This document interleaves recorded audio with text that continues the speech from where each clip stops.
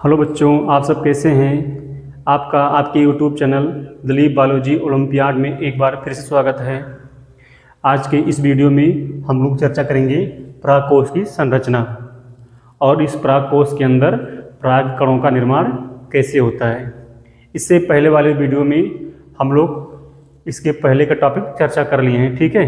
मतलब पुष्प के बारे में, परागकण के बारे में, ठीक है। यानी कि जो परागण की प्रक्रिया होती है ना, स्वपरागण और परपरागण, इसके मतलब परपरागण से लाभ, स्वपरागण से लाभ और हानि, मतलब सब कुछ पढ़ लिए अच्छे से, ठीक। तो हमारा जो अगला टॉपिक है क्या है, परागकोश की संरचना है, ठीक है। तो चलिए हम लोग शुरू करते हैं। तो इसको समझने के लिए हम लोग पहले जानेंगे कि परागकोश क्या होता है। तो देखिए, पुष्प में जो नर भाग होता है यानी कि पुंकेसर, पुंकेसर दो पार्ट से मिलकर बना है। एक होता है पुतंतु, एक होता है परागकोश, ठीक है।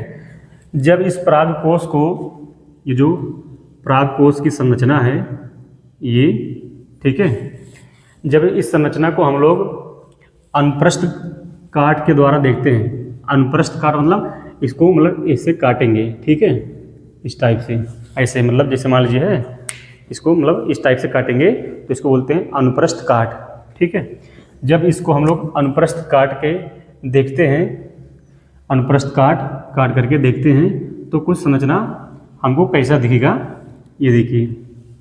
और एक चीज़ देखिए, जो परागकोश की संरचना है ये, इसमें दो लोब होते हैं, ठीक है। मतलब दो लोब नहीं, एक लोब में दो कोष्ठ होते हैं।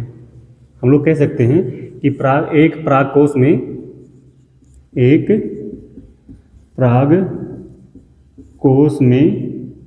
परागकोश में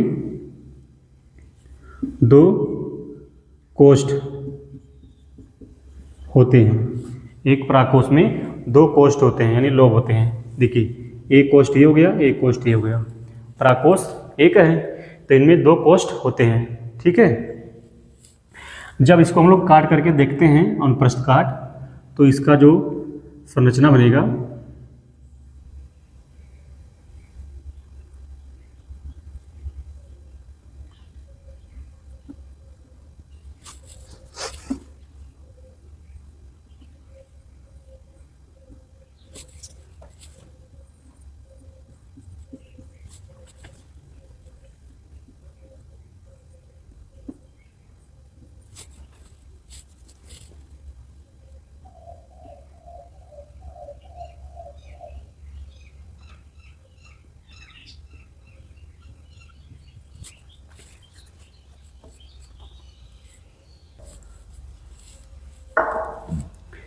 देखिए ये चित्र बन गया है। मतलब कि जब हम लोग परागकोश को अनुप्रस्थ काट करके देखते हैं तो कुछ चित्र ऐसा दिखता है, ठीक है। यानी जब इसको काट देंगे इसे, तो ऊपर वाला हिस्सा को जब देखेंगे पलट करके अंदर से, तो ऐसा दिखेगा और नीचे वाला भी ऐसा दिखेगा, ठीक है। तो जो एक परागकोश में मतलब दो लोब थे, ठीक है, दो लोब होते हैं, एक परागकोश में दो लोब होते हैं, ठीक है। और दो लोब में दो दो कोष्ठक होते हैं, यानी कि दो कोष्ठक इसमें, दो कोष्ठक इसमें होंगे। जैसे देखिए, एक लोब मान लीजिए इधर वाला, एक लोब इधर वाला, ठीक है, दो लोब हो गए। एक परागकोश में दो लोब, और दोनों लोब में एक कोष्ठक इधर, एक कोष्ठक इधर, और एक कोष्ठक इधर, एक कोष्ठक इधर, ठीक है। तो चार कोष्ठक होते हैं। एक परागकोश में चार कोष्ठ होते हैं और दो लोब होते हैं, ठीक है। यानी दोनों लोबों में दो दो कोष्ठ होते हैं, यानी चैम्बर होते हैं, ठीक है। और इन्हीं कोष्ठकों को आगे चल करके, मतलब यही कोष्ठक जो होते हैं,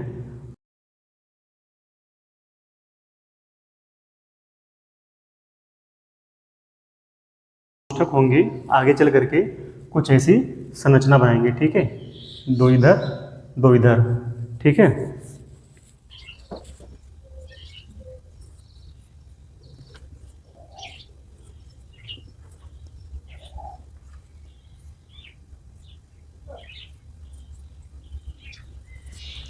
देखिए बच्चे, हमने जब इस परागकोश को इसका अनुप्रस्थ विभाजन करके अनुप्रस्थ काट को देखा हमने इस तरीके से काट करके, ठीक है। तो कुछ चित्र ऐसा दिखा, देखिए ऐसा काटा गया इसको, तो ऐसा दिखा, मतलब एक परागकोश में कितने 2 लोब होते हैं, एक परागकोश में 2 लोब, ठीक है। और दोनों लोबों में 2-2 कोष्ठक होते हैं, 2 कोष्ठक, यानी इस लोब में इस देखिए ये बीच में इसका डिवाइडर है, मान लीजिए आधा इधर आधा उधर, यानी एक लोब इधर एक लोब उधर, इस लोब में 2 कोष्ठ, इस लोब में 2 कोष्ठ। तो यही जब काटने के बाद देखा गया ऐसा, तो देखिए इधर भी 2 कोष्ठ इधर भी 2 कोष्ठ, आधे वाले लोब में इधर आधे वाले लोब में उधर, ठीक है। अब जो है इसको बच्चे होता है ना चतुष्क संरचना, चतुष्क, चतुष्क क्यों बोलते हैं? क्योंकि इसमें 4 कोष्ठ दिखाई दे रहे हैं, ठीक है, इसलिए इसको चतुष्क संरचना बोलते हैं, ठीक है। बच्चे आगे चल करके यही चतुष्कोणीय संरचना जो है लघु बीजाणुधानी, लघु बीजाणुधानी में परिवर्तित होता है। यही जो संरचना है आगे चल करके 4 लघु बीजाणुधानी में परिवर्तित होता है। कितने? 4। यही जो 4 कोष्ठ दिख रहे थे, यही चारों जब इस शेप में होंगे तो ये लघु बीजाणु में परिवर्तित हो जाते हैं, ठीक है। अब देखिए एक परागकोश से 4 लघु बीजाणुधानी बन गए, ठीक है। अब बच्चे इन्हीं लघु बीजाणुधानियों में ही क्या होगा, इन्हीं लघु बीजाणुधानी में ही जो है लघु बीजाणु का निर्माण होगा, लघु बीजाणु का निर्माण होगा, ठीक है। चाहे इसको लघु बीजाणु बोलिए या परागकण बोल दीजिए, ठीक है। फिर से समझिए एक बार दोबारा, हमारे पास एक पुष्प का नर भाग है यानी पुंकेसर, ठीक है। इस पुंकेसर को, क्योंकि पुंकेसर में 2 लोब होते हैं, दोनों लोब में 2-2 कोष्ठ होते हैं, इनको जब अनुप्रस्थ काट करके देखा गया तो कुछ संरचना ऐसा दिखता है, ठीक है।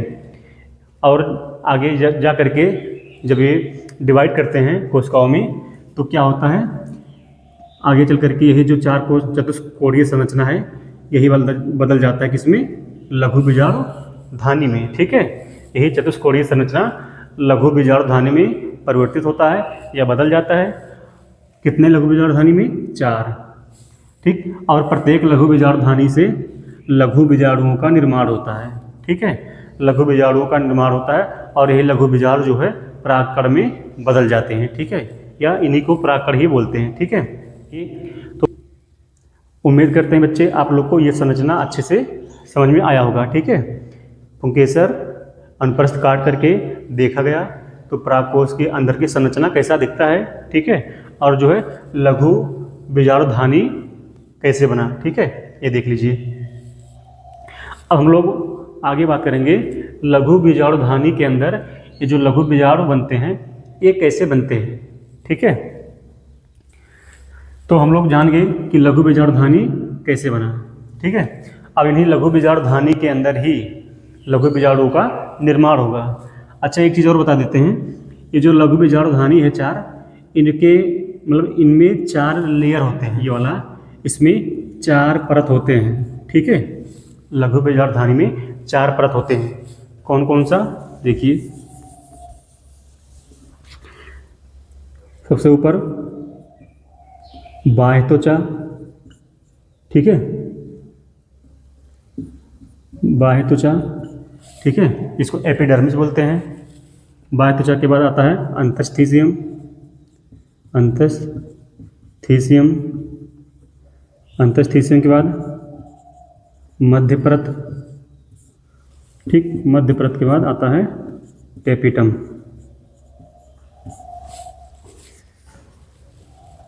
ठीक है।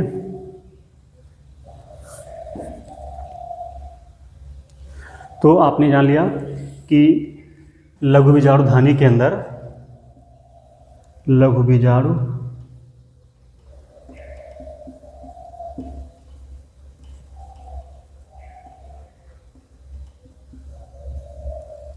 लघु बीजाणुधानी के अंदर 4 परत होते हैं, ठीक है, यही 4 परत, बाह्य त्वचा, अंतस्थीसियम, मध्य परत और टेपिटम, ठीक है।